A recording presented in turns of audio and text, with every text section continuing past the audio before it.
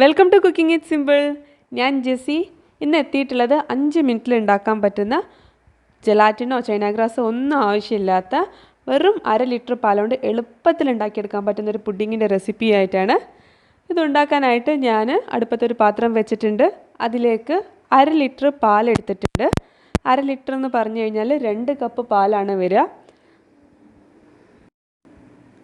1 cup പാൽ ഞാൻ ഒഴിച്ചിട്ടുണ്ട്. രണ്ടാമത്തെ കപ്പിൽ ഞാൻ 3/4 ഭാഗത്തോളം മാത്രമേ ഒഴിക്കുന്നുള്ളൂ. മുഴുവനായിട്ട് ഇപ്പോൾ ഒഴിക്കുന്നില്ല. കുറച്ച് പാൽ ഞാൻ മാറ്റി വെച്ചിട്ടുണ്ട്.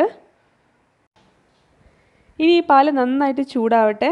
ആ ചൂടാവുന്ന സമയത്തേക്ക് നമുക്ക് ഇതിലേക്ക് ആവശ്യത്തിനുള്ള മധുരം ചേർത്ത് കൊടുക്കാം. ഞാനിപ്പം 1/4 കപ്പ് പഞ്ചസാര ഇതിലേക്ക് ചേർക്കുന്നുണ്ട്. ബാക്കി 1/4 കപ്പ് ഞാൻ കണ്ടൻസ് മിൽക്കാണ് ചേർക്കുന്നത്. നിങ്ങളുടെ കയ്യിൽ കണ്ടൻസ് മിൽക്ക് ഇല്ലയെന്നുണ്ടെങ്കിൽ നിങ്ങൾക്ക് 1/2 കപ്പ് പഞ്ചസാര തന്നെ ചേർക്കാം. മധുരം നിങ്ങൾക്ക് നിങ്ങളുടെ ടേസ്റ്റിനനുസരിച്ച് അഡ്ജസ്റ്റ് ചെയ്യാം. കണ്ടൻസ് മിൽക്ക് ചേർത്ത് കഴിഞ്ഞാൽ നല്ലൊരു ക്രീമിനെസ് ഉണ്ടാവും പുഡിങ്ങിന്. ഇനി നമുക്കിത് നന്നായിട്ടൊന്ന് മിക്സ് ചെയ്യാം. എന്നിട്ട് ഇത് തിളയ്ക്കാനായിട്ട് വെയിറ്റ് ചെയ്യാം. ഇത് നന്നായിട്ട് തിളച്ച് വരുന്ന സമയത്ത് നമുക്ക് ഇതിനെ ക്രീമി ആക്കാനും തിക്കാക്കാനും വേണ്ടിയിട്ട് ഇതിലേക്ക് കോൺഫ്ലവർ ചേർത്ത് കൊടുക്കാം. ഞാനിപ്പോൾ എടുത്തിട്ടുള്ളത് 4 ടേബിൾ സ്പൂൺ കോൺഫ്ലവർ ആണ്. അതായത് 1 കപ്പ് പാലിന് 2 ടേബിൾ സ്പൂൺ കോൺഫ്ലവർ. ഇനി ഈ കോൺഫ്ലവറിലേക്ക് നേരത്തെ നമ്മൾ മാറ്റി വെച്ചിട്ടുണ്ടായിരുന്ന പാലില്ലേ, അത് ഒഴിച്ചിട്ട് കട്ടയൊന്നും ഇല്ലാതെ നന്നായിട്ട് മിക്സ് ചെയ്തിട്ടെടുക്കാം. തീരെ കട്ട ഉണ്ടാവരുത്. അതിനുശേഷം നമുക്ക് ഈ ഒരു മിക്സ്ചർ നമ്മുടെ ചൂടുള്ള പാലിൻ്റെ മിക്സ്ചറിലേക്ക് ഒഴിച്ചിട്ട് നന്നായിട്ട് ഇളക്കി കൊടുക്കുക. ഒഴിച്ച് അപ്പം തന്നെ ഇളക്കണം. ഫ്ലെയിം നല്ല ചെറുതാക്കിയിട്ട് വയ്ക്കുക. കാരണം ഇത് പെട്ടെന്ന് തന്നെ കട്ടിയാവും. ഇതുപോലെയുള്ളൊരു വൈറ്റ് വിസ്ക് ഉപയോഗിക്കുന്നതാണ് ഏറ്റവും നല്ലത്. അപ്പം കട്ടയൊന്നുമില്ലാതെ നല്ല ക്രീമി ആയിട്ട് തന്നെ നിങ്ങൾക്ക് ഈ ഒരു പുഡിങ് ചെയ്തെടുക്കാനായിട്ട് പറ്റും. ഇപ്പോൾ ഇതാ നമ്മുടെ മിക്സ്ചർ നല്ല തിക്കായിട്ട് വരുന്നുണ്ട്. ഈ ഒരു പാകത്തിലാണ് നമുക്ക് വേണ്ടത്. ഈ ഒരു പാകമായി കഴിഞ്ഞാൽ ഫ്ലെയിം ഓഫ് ചെയ്യുക. അതിനുശേഷം നമുക്കിതിലേക്ക് വേണ്ട ഫ്ലേവർ ചേർത്ത് കൊടുക്കാം.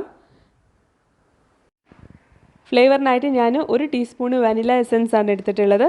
അതും കൂടെ ഇതിലേക്ക് ചേർത്തിട്ട് നമുക്കിത് നന്നായിട്ടൊന്ന് മിക്സ് ചെയ്യാം. ഇനി നമുക്ക് ഈ ഒരു പുഡിങ്ങിൻ്റെ മിക്സ്ചർ ചെറുതായിട്ടൊന്ന് ചൂട് തണയാൻ വേണ്ടിയിട്ട് വെയിറ്റ് ചെയ്യുക. നന്നായിട്ടൊന്നും തണയണ്ട. ചെറുതായിട്ടൊന്ന് ചൂട് തണഞ്ഞു കഴിഞ്ഞാൽ ഇത് നമുക്ക് മിക്സിയുടെ വലിയ ജാറിലേക്ക് ഇട്ട് കൊടുക്കാം. എന്നിട്ട് ഇതൊന്ന് കറക്കിയെടുക്കുക. അതിനുശേഷം നമുക്ക് ഇതൊരു പുഡിംഗ് ട്രേയിലേക്ക് ഒഴിച്ചിട്ട് സെറ്റ് ആവാൻ വേണ്ടിയിട്ട് വയ്ക്കാം.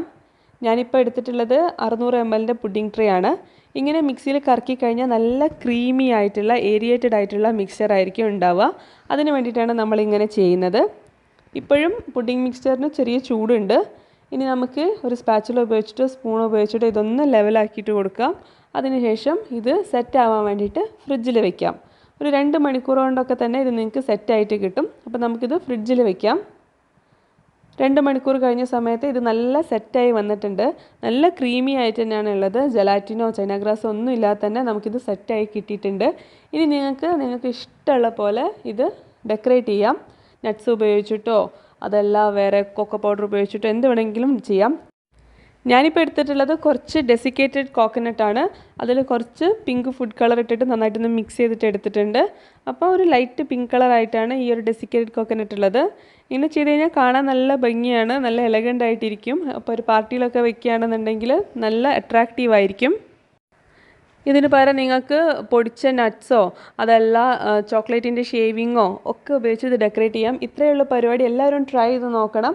അതുപോലെ തന്നെ ചാനൽ സബ്സ്ക്രൈബ് ചെയ്യാൻ ആരും മറക്കരുത്.